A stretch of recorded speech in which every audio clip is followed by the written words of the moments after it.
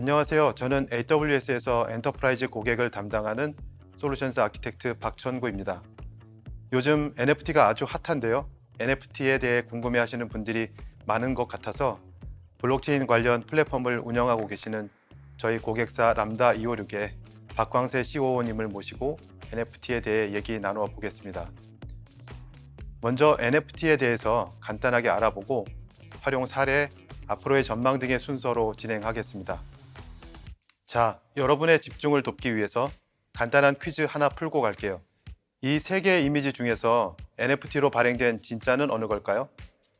1번은 분산 스토리지인 IPFS나 아마존 S3에 저장된 원본 이미지, 2번은 원본을 캡처한 이미지, 3번은 단톡방에 뿌린 이미지입니다. 네, 어느 게 정답일까요? 네, 정답은 1번인데요. 이 작품은 오늘 모신 고객 람다 256에서 운영하시는 업비트 NFT 마켓에서 거래된 미라지 캣3라는 작품으로 딱 한 개 에디션만 출시되었고 3비트코인 약 2억 원에 거래되었습니다. 좌측의 그림은 여러분이 잘 아시는 다빈치의 모나리자입니다. 실제 루브르 박물관에서 모나리자 원본을 감상하다 보면 말로 형언할 수 없는 원본의 아우라를 느낄 수 있죠. 반면에 우측의 작품은 디지털로 제작된 것이고 이 작품을 디지털로 캡처해도 원본과 100% 동일합니다. 도대체 왜 아우라도 없는 디지털 진품을 사고 팔까요? 미라지 캣3와 같은 디지털 작품은 프린터로 출력하거나 디지털 액자로 봐도 원본과 똑같습니다. 디지털 원본은 누구나 쉽게 복제해서 무료로 즐길 수 있는데 원본을 소유하기 위해 사고 파는 게 도대체 무슨 가치가 있을까요? 이쯤 되면 NFT는 전설의 사기꾼, 봉이 김선달 대동강물 팔아먹는 소리 같이 들립니다. 자, 오늘 전문가를 모시고 속 시원하게 NFT의 모든 것, 궁금증을 풀어보도록 하겠습니다. 이사님 먼저 본인 소개 부탁드립니다. 안녕하세요. 반갑습니다. 저는 람다 256에서 NFT 사업 총괄을 담당하고 있는 박광세라고 합니다. 람다 256은 여러분들 모두 잘 알고 계시는 디지털 자산 거래소 업비트를 운영하고 있는 두나무의 블록체인 기술 전문 자회사입니다. 저희가 자랑하는 것을 오늘 세 가지 숫자로 모아봤습니다. 우선 3000이라는 숫자는 저희의 글로벌 고객 수를 의미합니다. 이 중에는 여러분들 잘 알고 계시는 야놀자를 포함한 레저 서비스 포인트 통합 서비스인 밀크 프로젝트 등 이미 국내 시장에서만 100만 단위 이상의 유저를 확보한 서비스들도 있습니다. 다음으로 소개드릴 숫자는 1055입니다. 람다 256은 설립된 지 이제 갓 3년이 되었는데요. 그동안 시리즈 A, 시리즈 B 투자를 통해서 누적 1,055억 원의 자금을 조달했고 주주분들로는 유니콘 스타트업을 비롯해서 KB, 신한 등 금융기관 VC들 그리고 하이브, YG와 같은 엔터테인먼트 기업들까지 다양한 주주분들이 람다 256과 루니버스를 지원하고 계십니다. 마지막으로 0이라는 숫자가 있습니다. 이 숫자는 저희가 그동안 무장애, 무사고 서비스를 해오고 있다는 자랑스러운 숫자입니다. 사실 블록체인 기술을 이용하다 보면 해킹을 당해도 너무 당연히 생각한다든지 메인넷이 며칠씩 멈추는 장애 현상이 당연하게 여겨진다든지 그런 상황을 보실 수 있는데요. 저희는 AWS처럼 블록체인 엔터프라이즈 서비스의 중요한 인프라 서비스라고 생각하고 있기 때문에 SLA를 제공하고 가용성을 보장하는 것을 목표로 하고 있습니다. 서비스 오픈 이후에 장애가 한 번도 없었다. 대단한데요. 람다 256이 운영하는 플랫폼 루니버스 NFT의 특징도 간단히 이야기해 주시죠. 네, 루니버스 NFT의 특징은 최초 NFT가 발행되는 단계부터 마지막으로 NFT가 멀티체인 브릿지를 통해 이동되는 단계까지 NFT의 라이프 사이클 전체를 지금 보시는 GUI 콘솔로 매우 쉽게 이용하실 수 있고 다양한 API가 제공되고 그리고 마지막으로 대시보드를 통해서 쉽게 모니터링할 수 있다는 점입니다. 우선 NFT의 발행은 블록체인 스마트 컨트랙트라고 하는 전자계약 프로그램을 배포하는 과정과 실제로 나의 디지털 컨텐츠와 메타데이터를 온체인 그리고 오프체인으로 등록하는 민팅이라는 과정 두 단계로 나누어집니다. 이 과정은 API를 이용하실 수도 있고 유니버스에서 제공하는 민팅 어드민을 통해서 CMS처럼 쉽게 등록하실 수도 있습니다. 다음으로 NFT 월렛 생성 기능이 있습니다. NFT 월렛은 유저가 직접 키를 관리하는 non-custodial 형태의 지갑과 유저 대신 중앙에서 키를 관리하는 커스터디얼 형태의 지갑으로 구분되는데 루니버스는 이 두 가지 옵션을 모두 제공합니다. 마지막으로 멀티체인 브릿지가 있습니다. 루니버스 체인도 이더리움 오픈소스로 개발되어 있지만 엄밀히 말하자면 이더리움 메인넷과는 또 다른 네트워크입니다. 그리고 이 밖에도 잘 아시는 것처럼 폴리곤, 솔라나, 플로우, 클레이튼 등 다양한 메인넷 네트워크가 존재합니다. 이처럼 마치 평행우주처럼 존재하는 다양한 네트워크들을 쉽고 편하게 이용할 수 있도록 루니버스에서는 멀티체인 브릿지 서비스를 제공합니다.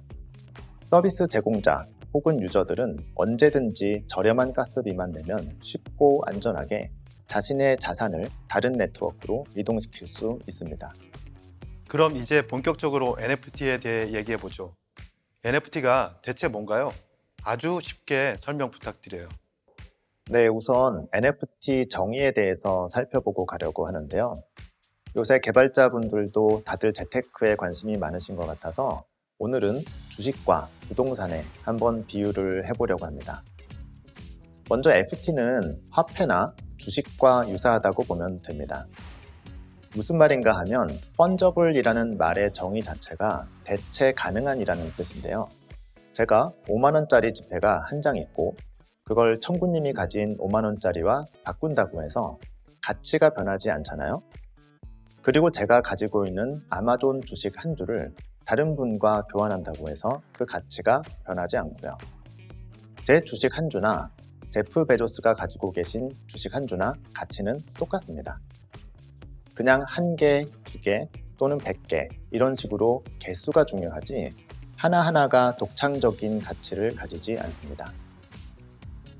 그에 반해 NFT는 부동산과 유사하다고 보면 되겠습니다. 제가 집이 한 채 있으니 청구님 어디 사시죠? 청구님과 바꿉시다. 네, 바꾸시죠. 전 좀 멀리 사는데 괜찮으실까요? 사실 이럴 수가 없잖아요. 물론 이제 층간소음과 같은 사건을 겪고 나시면은 윗집과 바꾸고 싶다 이런 생각이 드실 수도 있겠지만 사실 그거는 어떻게 보면 제 마음대로 할 수는 없는 일이죠.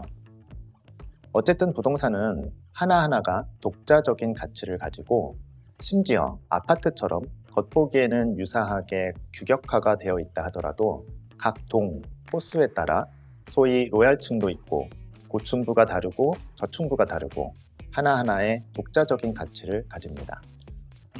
그러니까 지폐나 주식같이 서로 맞교환 가능한 건 펀저블이고 부동산같이 고유한 속성을 가져서 맞교환이 불가능한 건 non-fungible, 맞죠?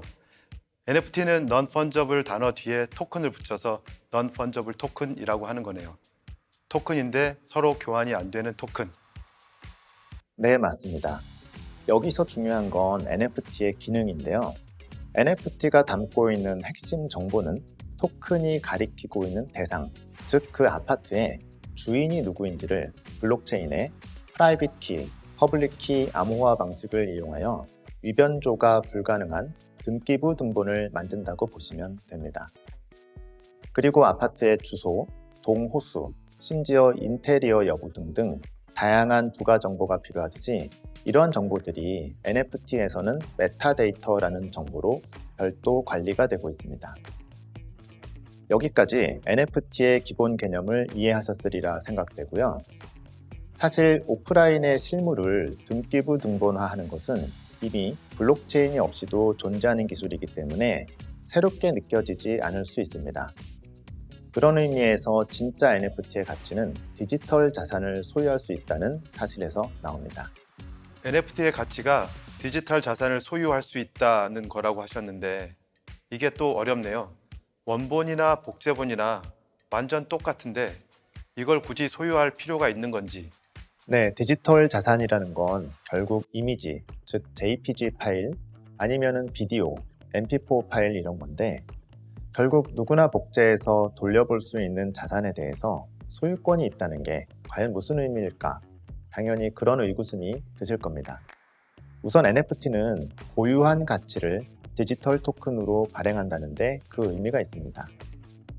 예를 들면 그 원본 이미지라는 것이 여러분들이 좋아하는 어떤 K-팝 아티스트, 스포츠 선수 또는 어떤 인기 스타의 가장 역사적인 모습을 담고 있을 수도 있습니다.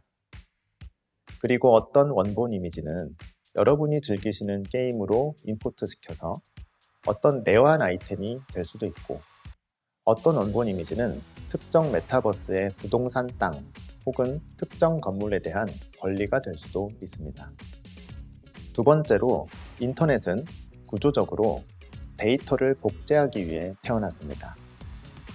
인터넷에 떠도는 많은 이미지들도 우측 버튼 클릭으로 쉽게 저장할 수 있는데 사실 그 이미지에 소유자가 있다는 사실 자체가 새로운 가치를 만들어내게 됩니다. 그리고 그 소유자는 트위터나 인스타그램과 같은 소셜미디어에 자기가 원본 소유자라고 인증해서 표시할 수도 있고 어떤 경우는 그 원본을 가지고 티셔츠를 만들어 팔 수 있는 상업적 권리도 가지게 됩니다. 어떤 기업은 그 원본을 사들여서 TV CF를 촬영하기도 합니다. 또 요새 대출 받기가 굉장히 힘든데요. 고가의 게임 아이템 NFT를 가지고 있는 누군가는 그 게임 아이템 NFT를 담보 잡히고 이더리움을 대출할 수 있는 세상도 가능합니다. 혹시라도 게임사가 업데이트를 잘못해서 게임 아이템 가격이 떨어지면 주식처럼 반대 매매를 당할 수도 있습니다. 물론 담보가 있으신 분들은 열심히 과금을 해서 가치 하락을 막으셔야겠죠. 정부 규제나 이런 부분들은 논외로 하고 기술적으로만 놓고 보면 생각보다 굉장히 많은 것들이 NFT로 구현 가능합니다. 셋째로는 디지털이기 때문에 이런 복잡한 거래들이 추적이 정말 쉽다는 장점이 있습니다. 마지막으로 심지어 여러 명이 자금을 모아서 메타버스에 있는 고가의 빌딩을 NFT를 통해 부분 소유하는 것도 가능합니다. NFT가 정말 핫하긴 한가 봅니다. NFT를 시도하는 사례들이 정말 많은데요. 제대로 알고 활용하고 있는 걸까요? 어떤 사례들이 NFT로 적합하고 또 적합하지 않은지 알아볼게요. 다음 중에서 NFT의 예로 적절하지 않은 건 어느 걸까요? 첫 번째로 보시는 건 트위터의 창업자 잭 도시의 첫 번째 트윗입니다. 두 번째는 여러분들 좋아하시는 명품 브랜드인데요. 메타버스 상에서 명품 브랜드 백을 디지털로 만들어서 판다면 사시겠어요? 세 번째는 국회의원 기부금 영수증을 NFT로 발행하는 경우이고요. 그 다음은 디지털 아트를 NFT로 발행하거나 웹툰 명장면의 일부를 애니메이션으로 만들거나 유명 연예인의 일상생활을 짤로 만들어서 NFT로 판매하는 경우입니다. 사실 앞서 제가 말씀드린 6가지는 모두가 이미 NFT로 발행돼서 판매되고 있다는 사실 놀랍지 않으세요? 잭 도시의 첫 트윗은 28억에 팔렸고 백남준 씨 디지털 아트인 글로벌 그루브는 1억에서 2억 사이에 디지털 구찌 가방의 경우는 465만 원에 거래되었어요. 보셨지만 너무 다양하죠? 뭐든지 다 NFT로 만들고 있는 분위기인데 이사님 실제로 어떤 것을 주로 NFT로 만들고 있나요? 네, NFT의 활용 사례는 정말 다양합니다. 특히 패션 브랜드들이 MZ 세대들을 사로잡기 위해 NFT를 적극 활용하는 것으로 보입니다. 나이키 브랜드가 NFT 전문 기업인 아티팩트를 인수하면서 가장 앞서 나갔고, 아디다스가 NFT 프로필 픽처 PFP계의 슈퍼스타인 BAYC를 모델로 전용 NFT를 만든 것 또한 엄청 화제가 되었습니다. 이외에도 버버리 브랜드는 버버리 의상을 입은 게임 캐릭터를 NFT로 출시한다든지, 발명의 경우 마텔사의 바비 인형과 제휴하여 별도의 콜라보 제품들을 출시하면서 기념으로 NFT를 출시하기도 했습니다. 갭사 같은 경우도 후드티 NFT를 발행하여 레어리티가 높은 제품을 보유하면 실물을 받을 수 있는 형태로 활용하였습니다. 코카콜라와 펩시 같은 리테일 브랜드에서는 자사의 아이덴티티를 살릴 수 있는 독창적인 NFT 제품들을 만들어 판매하였고요. 국내 엔터 3사인 하이브, JYP, SM은 이미 언론에 공개된 것처럼 굿즈 발행이나 저작권 관리, 메타버스를 지원하기 위한 다양한 NFT 사업을 추진 중이라고 밝힌 바 있습니다. 또한 이베이나 쇼피파이가 이미 NFT 지원을 밝히기도 했지만 월마트와 같은 오프라인 기업도 메타버스에서 활용될 전자제품, 완구, 스포츠용품 등을 NFT로 판매하겠다고 밝힌 바 있습니다. 마지막으로 국내 커머스 기업 중에서 롯데홈쇼핑 같은 경우도 상반기 NFT 마켓을 오픈할 예정이라고 밝힌 바 있는데요. 이외에도 굉장히 많은 대형 커머스, 유통, 소비재 기업들이 다양한 형태의 NFT 서비스를 준비하고 있습니다. 사실 디지털이나 메타버스라는 화두를 가지고 있는 기업이라면 NFT를 활용하는 것은 너무 당연한 상황이라고 보시면 되겠습니다. 왜 해야 하는가? 라는 질문은 너무 뒤떨어진 질문이고 어떻게 잘 할 수 있는지를 고민하시는 게 맞다고 생각합니다. NFT를 왜 해야 하는지 보다 어떻게 잘 할지 고민해야 한다고 하셨는데요. NFT는 어떻게 시작해야 하나요? 발행하고 사고 파는 과정이 다소 복잡한데 전체적인 라이프 사이클 설명 좀 부탁드립니다. 네, 좋은 NFT 프로젝트나 서비스를 만들어내는 것은 실제 기술 개발 이전에 좋은 발행 계획과 사전 이벤트에서 출발한다고 볼 수 있습니다. 마치 좋은 서비스를 개발하기 위해서는 훌륭한 기획이 필요한 것과 마찬가지입니다. 그리고 이 시점에서 대부분 블록체인 인프라를 결정하시게 되는데요. 이때 고민하시는 것이 속도, 확장성, 그리고 가스비 문제입니다. 여기서 블록체인 기술 선정에 많은 질문들을 하시는데 제 답변은 굉장히 심플합니다. 크립토 전문가들을 대상으로 글로벌 서비스를 하고 싶다. 그리고 몇만 원, 심지어 몇십만 원의 가스비를 내더라도 살만한 가치가 있는 고가의 NFT 서비스를 출시할 수 있다. 고가의 아트 서비스나 아니면 수만 원의 가스비를 상쇄할 수 있는 가치 상승을 기대할 수 있는 서비스들이 될 텐데요. 그럼 이더리움 메인넷을 그대로 사용하시는 것이 정답입니다. 가장 기술적으로 안정되어 있고 많은 거래가 벌어지고 있는 블록체인 플랫폼입니다. 근데 이더리움은 가스 수수료가 너무 비싸서 10만 원짜리 NFT 하나 발행하면 수수료를 15만 원씩 내야 되는 상황이잖아요. 네, 맞습니다. 서비스 특성상 빠른 TPS나 저렴한 가스비를 가진 글로벌 서비스를 내고 싶다. 그러면 여기서 선택지가 갈립니다. 스케일러빌리티를 원하지만 이더리움과의 호환성을 포기하고 싶지 않으시다면 저희 루니버스와 같은 이더리움 레이어2 서비스를 사용하시면 됩니다.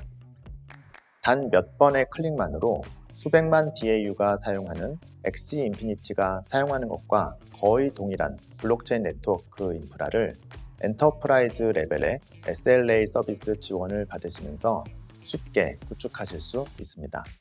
만일 이더리움과 호환성은 별로 의미가 없고 새로운 기술을 활용하는데 이슈가 없으시며 주요 국가나 유저 환경을 고려하여 솔라나, 플로우와 같은 서비스를 사용하시거나 그리고 한국 유저를 특히 타겟으로 한다면 클레이튼, 반대로 일본 유저를 타겟한다면 라인 링크체인과 같은 대안이 적합할 수도 있습니다.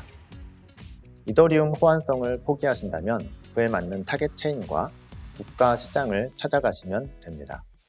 우리가 서비스 하나 만들 때도 이 기획 단계가 정말 중요한데 NFT도 발행에 대한 계획과 블록체인 인프라의 선정이 정말 중요한 것 같네요. 다음 단계 설명해 주시죠. 네, 그 다음은 기획된 서비스에 맞추어서 NFT를 민팅하는 단계입니다.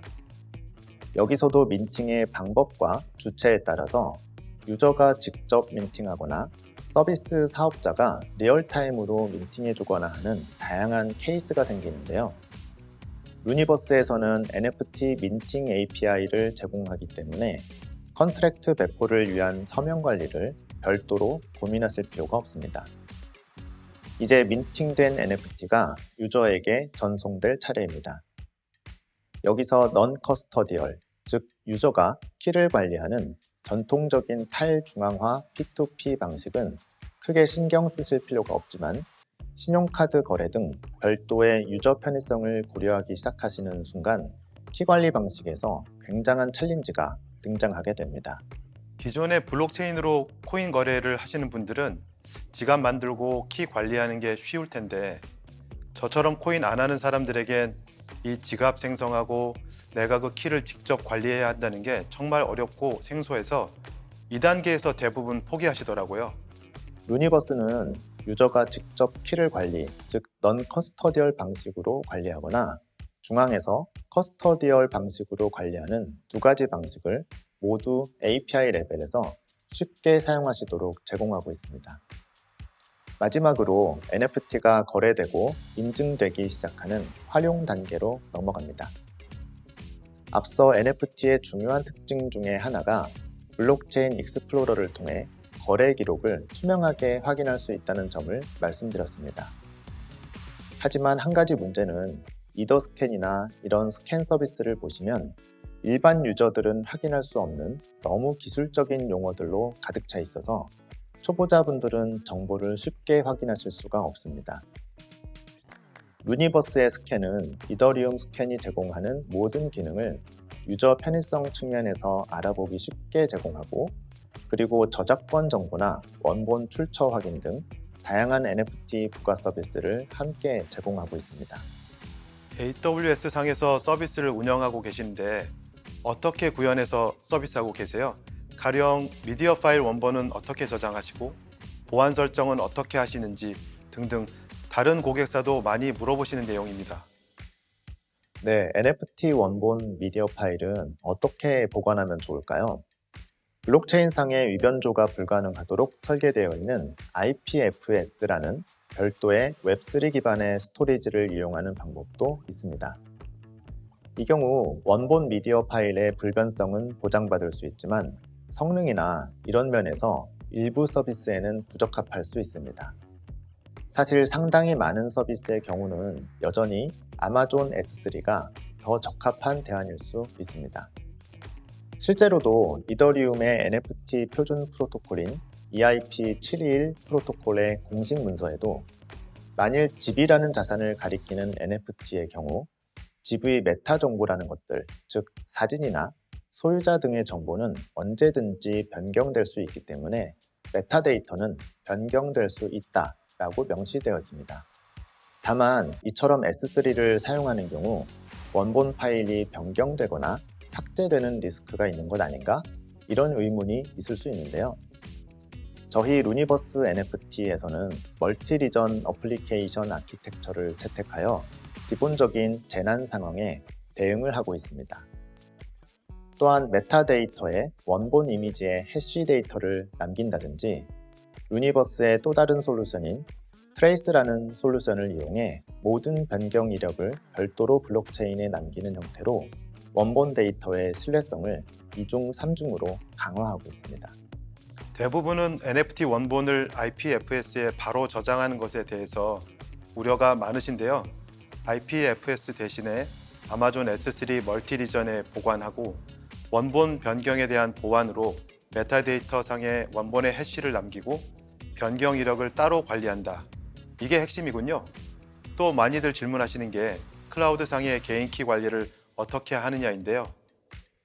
네, 개인이 키를 직접 관리하는 경우가 아니면 블록체인 어플리케이션의 상황에 따라서는 커스터디얼 방식으로 프라이빗 키를 서버에서 직접 관리해야 하는 그런 필요성도 있습니다.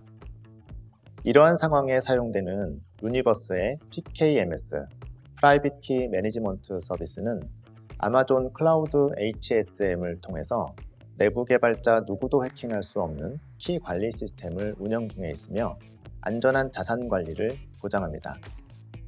이처럼 아마존에서 제공하는 검증된 서비스 덕에 저희는 보안성과 편의성이라는 두 마리 토끼를 모두 잡을 수 있었습니다. 이사님, 마지막 질문 드릴게요. 모든 분들이 이게 가장 궁금할 것 같거든요. 앞으로 NFT는 어떻게 될까요? 네, NFT 전망에 대해서는 오늘 세 가지를 말씀드리고 싶습니다. 우선 투자 관점에서 보면 NFT 가격의 디커플링 현상입니다. 크립토 투자를 해보신 분들은 아시겠지만 대부분의 크립토 자산들이 비트코인과 높은 상관성을 가지고 있습니다. 즉, 비트코인 가격이 오르면 같이 오르고 비트코인 가격이 하락하면 같이 가격이 떨어지는 경향이 강한 거죠. 하지만 NFT의 경우 최근 비트코인의 하락세에 상관없이 더욱 견고한 가격 지지를 보이고 있습니다. 유명 NFT의 경우는 오히려 가격이 더 오르고 있는 상황입니다. 한편 생각해보면 당연한 일이기도 합니다. NBA 팬들이 보유한 NFT의 가치나 BTS 팬들이 보유한 NFT의 가치가 비트코인 가격에 따라서 변하지는 않으니까요. 이처럼 NFT의 팬덤 및 커뮤니티 경향과 유틸리티성이 강해질수록 비트코인과 디커플링 되는 경향은 훨씬 강화될 것으로 생각됩니다. 다음으로 멀티체인 트렌드입니다. 여전히 이더리움 블록체인이 압도적으로 많은 점유율을 가지고 있기는 하지만 전 세계적으로 보면 로닌, 솔라나, 플로우, 왁스, 폴리곤 등 다양한 블록체인들이 점유율을 빠르게 늘려가고 있습니다. 이러한 상황은 사실 개발자분들에게는 새로운 고민거리이기도 합니다. 마치 게임을 개발해야 하는데 아이폰, 안드로이드, 엑스박스, 닌텐도, 플레이스테이션 등 전 세계 플랫폼을 모두 따로 대응해야 되는 그런 상황과 같은 거죠. 하지만 걱정하실 필요가 없습니다. 유니버스와 같은 멀티체인 미들웨어 서비스를 사용하시면 여러분들이 발행하신 NFT가 여러 멀티체인으로 자유롭게 변환되어 넘나들 수가 있습니다.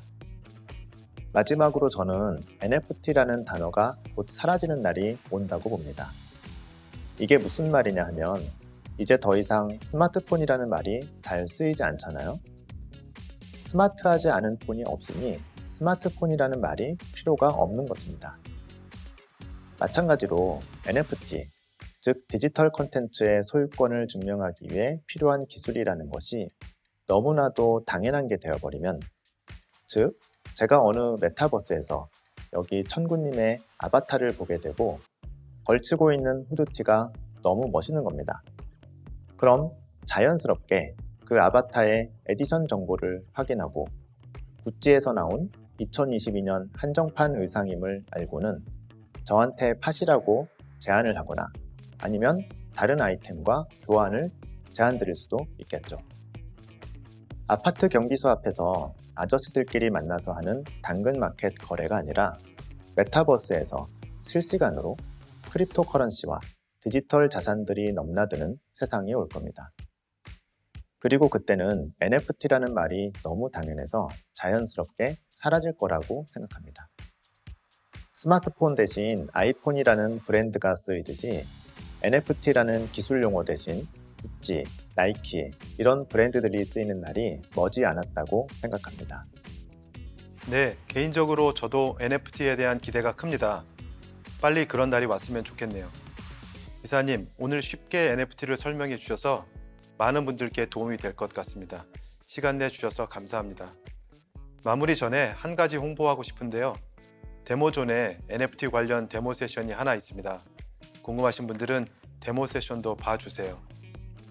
여러분의 소중한 피드백을 기다립니다. 강연 종료 후 강연 평가에 참여해 주세요. 감사합니다.